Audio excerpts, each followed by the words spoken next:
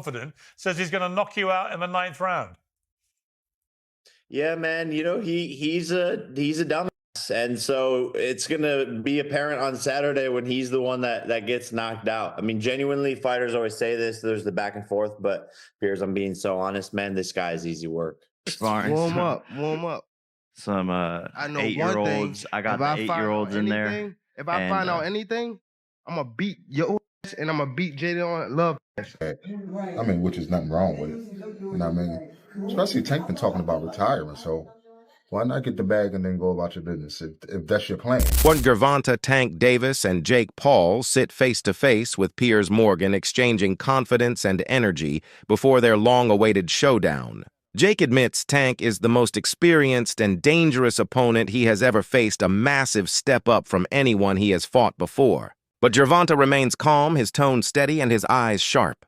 He promises to show a faster, stronger, and more refined version of himself on fight night. No theatrics, no noise, just pure focus. Sharper, just my focus got to be blazing that night. Just me and him in that ring.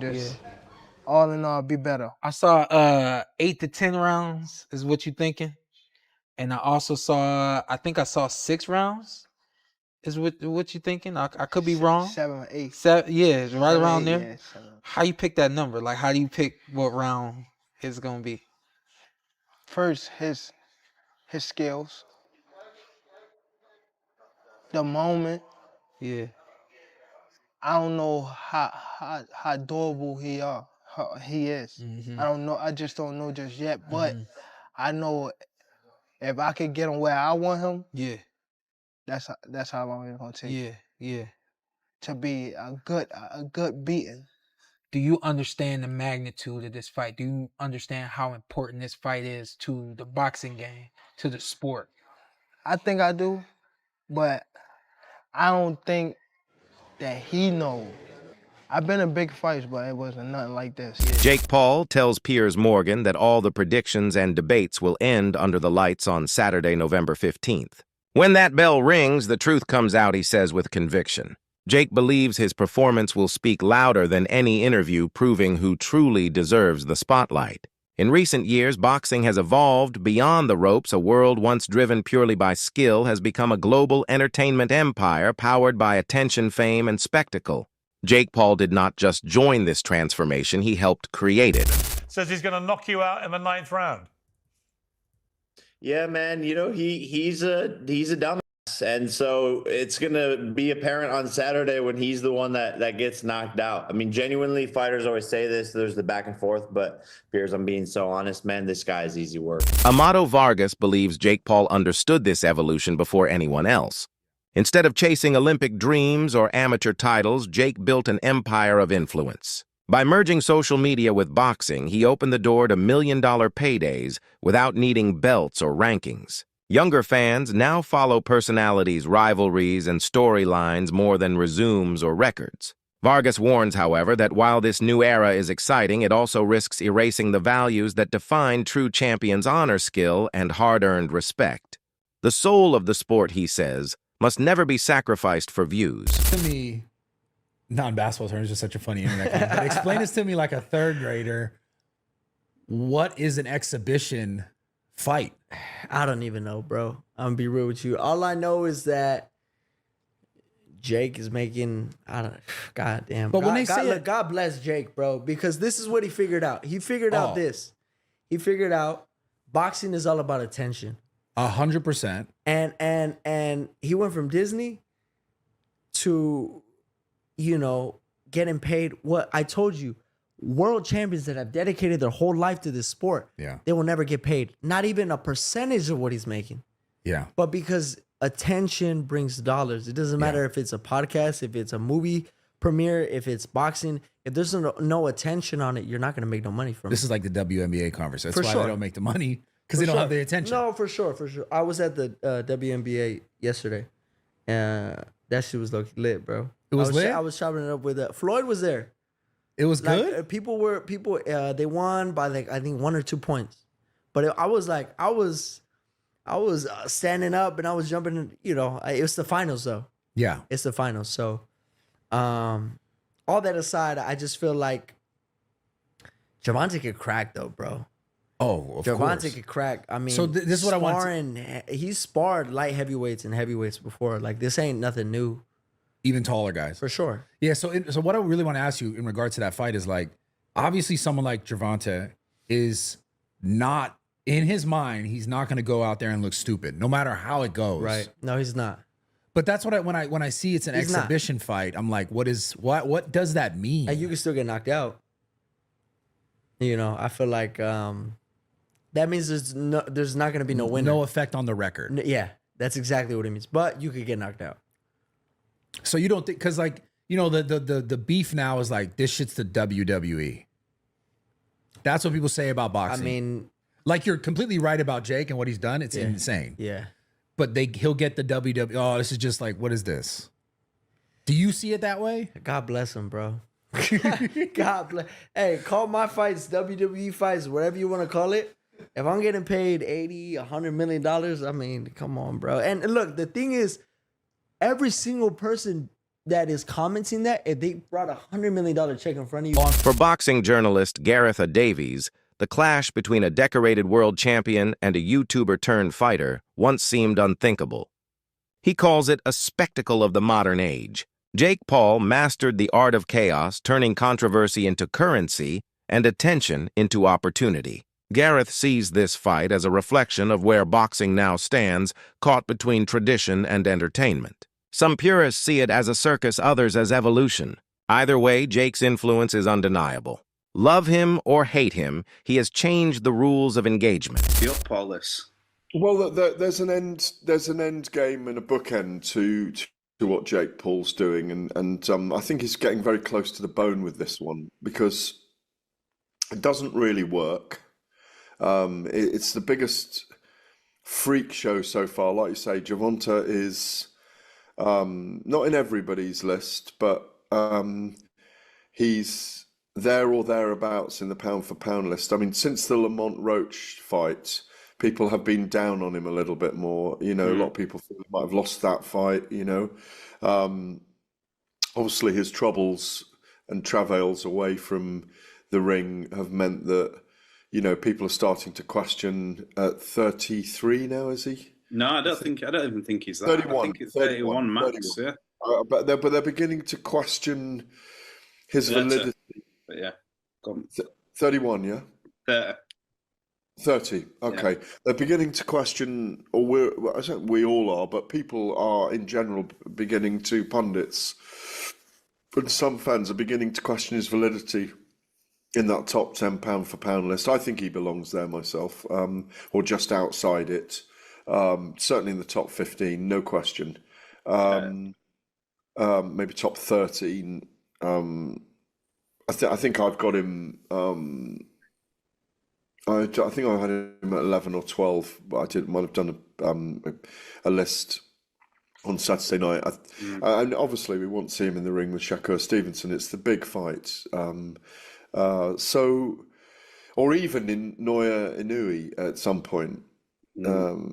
Which is a fantasy matchup that I remember dreaming about around the same time I was dreaming about Terence Crawford and Saul Canelo Alvarez a couple of years ago. Coach Reg stands firmly behind Gervonta Davis. He reminds critics that Tank's success was not built overnight. It was forged through years of hard fights, tough opponents, and championship pressure. Davis climbed divisions, took risks, and earned every ounce of respect. Boxing is a dangerous business. Reg says one mistake can end everything. He believes Tank has earned the right to chase both legacy and security. To him, Tank still represents what boxing truly is: discipline, courage, and hunger for greatness. The critics see money, Reg sees survival and mastery. You know what I mean? Especially Tank been talking about retiring, so why not get the bag and then go about your business if that's your plan? I mean, if that's your plan to retire, then go get the bag and then go about your business. You ain't doing nothing wrong. I'm not against it. You got some people that are very critical, Tank. Does it make sense depending on what you're in boxing for? Because you got some people that want to fight the best. You got some people that want the accolades, the belts, the undisputeds. And you got some people that just came in this game like, look, I'm trying to get my family out of poverty and give us generational wealth. Does it all depend on what you decided to box for? Well, Tank accomplished a lot at a young age. You know what I mean? He accomplished a lot at a young age. So I wouldn't be mad if he took the bag and went about his business and never fought again. You know what I mean? Plus, like, look at some of the things that he's going through. You know what I'm saying? So, a lot of that can affect you as well. You know what I'm saying? Like when you're trying to be in this game. So I think, get the bag and go. That's your plan. Get the bag and go. For me, of course, I wanted to see him fight Shakur. I wanted to see him fight Devin. Yeah, we all wanted to. At press conferences, Gervonta says little but says it all. His silence builds tension as fans and reporters wonder what is behind those calm eyes. Analysts like Chris Mannix and Sergio Mora say this contrast defines the fight's drama. Jake Paul, the loud showman, drives the hype, while Tank Davis, the quiet destroyer, waits in the shadows. It is digital fame versus boxing purity, old school versus new school. Even their posture tells a story. One performs for the crowd, the other studies his prey. It was lame. And even though Jake Paul tried to egg him on and try to goad Gervonta Davis on, he's dealing with somebody that is not a quick-witted, thinker. He's not a quick-witted speaker. Tank Davis is explosive in the ring. He's fast and powerful in the ring. He's charismatic inside the ring when he's punching. But when you put a microphone in front of him, he's not articulate. He doesn't know how to quickly respond to people. He stutters a lot. He does more stuttering than talking. So Gervonta Davis in front of a microphone is not going to sell. So Tank Davis shouldn't be put in a podium like that. He should have speakers for him. He should have someone talking for him. He should have a mouthpiece. Tank Davis is not going to sell this fight. And Jake Paul knows it. That's the reason he kept throwing jabs at him. He tried to get Tank out of his shell. Tank's not quick verbally enough. He's not quick-witted. He's not quick with the tongue. So in order for him to sell this fight, he's going to have an adversary that can spit something back. Like, for instance, Chavez Jr., he didn't have that quick-witted response, but he had the backing. He had the loyal following. And Chavez Jr., like many Mexicans, don't need to speak because they do all their fighting in the ring, and people know that. Tank Davis, I don't know, man.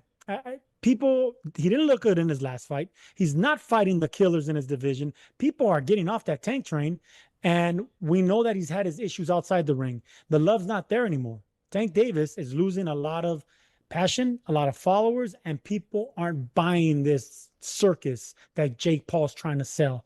And I'm glad that people are getting off this train. The commission in Georgia got off this damn train. That's why they had to move this fight to Florida, where anything can happen. Fans interpret Tank's composure in two ways. Some think he looks bored, unbothered by Jake Paul's energy or the cameras around him. Others see laser-focused calm, a predator waiting to strike. Tank has always been the quiet type, a student of body language and rhythm. He observes, calculates, and executes. History remembers fighters like that, the ones who let their fists do the talking. Whether his silence hides disinterest or deadly intent will only be revealed when the first punch lands. Until then, the mystery builds suspense. Jake Paul legitimately cooked Gervonta Davis in that press conference, and I really don't know how to feel about that. And to be honest with you, I still don't understand how boxing even allowed this to be made. Like, I don't. Like, dog, this is not an overstatement. Like, literally one of the core pillars holding up boxing is, this literal, fake superiority complex that they have over literally every other combat sport. Despite literally being the least effective main combat sport there is. Brother, kickboxing, Muay Thai, Brazilian Jiu-Jitsu, wrestling. Brother, I put judo over I put boxing. In terms of practicality of combat, oh yeah, 100%. Brother, if Jake Paul makes it competitive against Gervonta Davis, I'm looking at this like, brother. Oh, well, weight difference, brother. Gervonta Davis has been training his entire life. I'm sorry, bro. It's bad enough that the fact that if this was under any other combat sport, this would literally be like one of the most one-sided matchups of all time. And it wouldn't be in favor of Davis. No, dog, if you did this under an MMA rule set, oh my gosh, bro, Paul cooks Gervonta. It's not close at all. Like, round one finish level. Like, understand this, Gervonta Davis versus Jake Paul is taking place in literally the only combat sport where Davis should win. I'm still shocked that they allowed it to be made. Because, like, there's no upside. If Jake Paul beats Gervonta Davis, now we're kind of looking like, wait a minute. What? Like, brother, don't forget. I still think it's a horrible look that Tyson Fury couldn't finish Francis Ngannou. That is so bad. Well, Francis Ngannou's a great boxer. Francis Ngannou, no joke, is one of the worst boxers to ever be in the UFC. He just has absurd power. No, look at the technique of Francis Ngannou. It's not that good. It's carried by power. Like, going into the, like, I'm hyped, but it's also, I'm looking at this like, bro, Gervonta has to finish, bro. Veteran boxer Sean Porter has seen the sport evolve, and he sees this fight as a symbol of boxing's new priorities. Money moves everything now, he says plainly. Porter respects Jake for daring to face real fighters, but he questions what the sport is becoming. He admits Tank sometimes picks fights for the biggest paychecks, but he understands why. Careers are short, opportunities fade fast. What concerns Porter most is not this one fight, it is what comes next. Will the next generation chase greatness or just views the future of boxing may depend on that answer. Why are you doing that? How do you sort of see this scenario now for him? Yeah, I don't really know how to feel about it, what to really say about it. I've only been asked this when it's presented to me. That's when I think about it. And I can't really come up with a good answer for it. In a lot of ways, it doesn't make sense to me. Of course, we know the size differential and the kind of list goes on from there. I don't know, man. I think we're entering a generation now or a phase now where fighters, I don't know. I don't know if it's fighters. I don't know if he doesn't care about the legacy or if he feels like this fight doesn't matter. I'll get back to the legacy. I just don't know. This is truly not. It's not a legacy fight, but of course it is a generational money. Analysts close to Davis insist his path has always been about greatness, not greed. Every opponent, every knockout, every title defense has been a step toward legacy. They argue that Tank's quiet press presence is not arrogance, it is focus. He does not need to sell drama because his fists already do. Tank knows one off night can erase years of dominance. That pressure is what drives him. Legacy is built on defining nights, and he is chasing another one. Fame fades, records remain. Davis is after immortality. If you sitting on that toilet and that stool ain't brown or green, if it's red, go to the doctor. Yeah, for sure. But again, Tank Davis and Jake Paul, they fight in November. I personally have Tank. You know what I'm saying? I just don't, because Tank is a little different. He ain't like them other niggas who took a fall. Tank ain't finna take no fall, bro. That's what I think too. I think like, bro got a reputation to maintain. He ain't about to just, you know what I'm saying, sign the deal just for some money. Just for some bread. I ain't like, it's about the money though, for sure. For sure. But I'm not about to. But what they get, like 20, he got like 20 million? But yeah, 20. I ain't gonna lie, Tank probably get 20, 30, 40. I don't know. Tank need to get more than that because it's bringing Jake Paul more money than, you know what I'm saying? Anything, but you know, Jake Paul putting up the purse, he putting up everything. Oh, okay. He paying for promotions, he paying for everything. So he getting all whatever he get. You know what I'm saying? So hey, I think it's a 60-40 cut or something like that. I ain't mad at that. So it's like you getting 40% and you all got to do is show up and fight. No, facts. That's all you got to do is show up. Facts. And then 9 times out of 10, you know what I'm saying, it's gonna be a draw. No. Tank gonna knock his. Well, you think so? Let me not speak too fast, but I know Tank. I pray, and I think I know that Tank is gonna be the. Nate Diaz, ever the realist, does not dress it up. It is businessman. He says they know what they are doing. For Diaz, this fight sits in the middle ground between sport and spectacle, a modern hybrid where skill meets show. He acknowledges Jake's improvement and Tank's superiority, but he does not pretend it is pure. It is entertainment wrapped in gloves, and both men are cashing in while delivering a show the world will watch. To the purists, it may feel wrong. To the fans, it is unmissable, and in 2025, that is exactly what boxing has become. I gotta ask you, Jake Paul versus Gervonta Davis. Does Davis have a chance? No. Gervonta is a great boxer, but he ain't gonna beat Jake Paul. So you got Jake Paul by knockout, or? No, I don't got anybody, but I don't think he's just too small. It just, I don't want to beat up somebody that small. I don't want to, you know what I'm saying? What do you think of the I don't fight? want to lose to somebody else. There's no point in the fight. It's a great fight, actually. You think I'm it's a not good hating fight? on the fight, but I think my thoughts on it is let's watch and see what happens. Ryan Garcia said that boxing is turning into WWE. Yeah, with that type of matchup. What do you agree? Last thing, White House card, like he said, you want Conor McGregor? Yeah, but the whole thing's on WWE, so Right. it's like, at least that's happening and it's getting something to talk about, something to watch, and I'm That's for today. Video subscribe for more.